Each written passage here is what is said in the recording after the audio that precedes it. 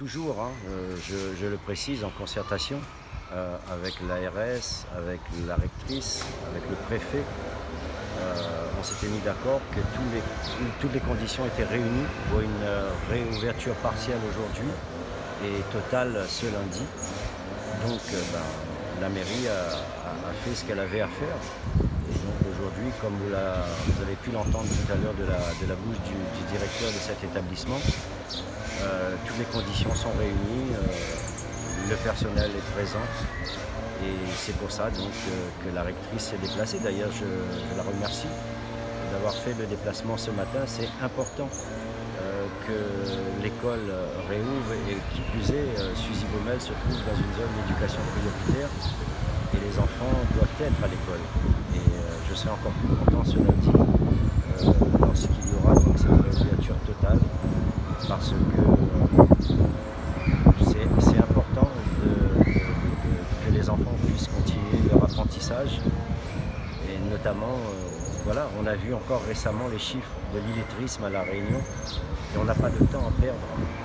Ces enfants qui se trouvent aujourd'hui dans un secteur difficile ont plus le besoin d'apprendre que les autres et je mettrai tous les moyens, en tous les cas, ça va être constamment comme ça, quitte à diminuer des dépenses sur d'autres postes, je mettrai tous les moyens qu'il le faut pour que les écoles de Saint-André fonctionnent dans de bonnes conditions. Et je pense aussi que compte tenu de la situation et de la circulation active du virus actuellement, nos enfants ne sont pas plus en sécurité dehors que dans les écoles. Mais lorsque nous avons pris connaissance le 3 septembre qu'il y avait 2 agents contaminés, il n'y avait pas là lieu de discuter longuement.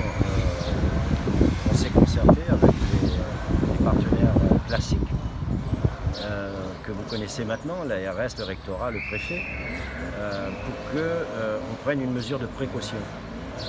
Et d'où la fermeture pendant un petit peu plus d'une semaine de cet établissement.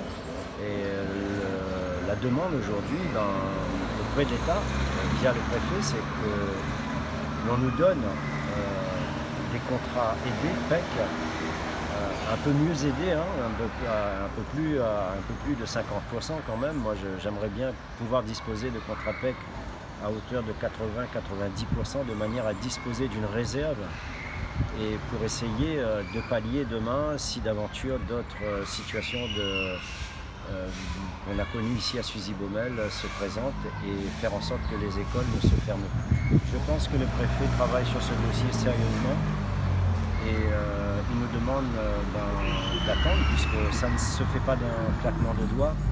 Quand on passe une demande auprès du préfet, lui-même doit forcément consulter Paris et le temps de la mise en place donc, de ce dossier.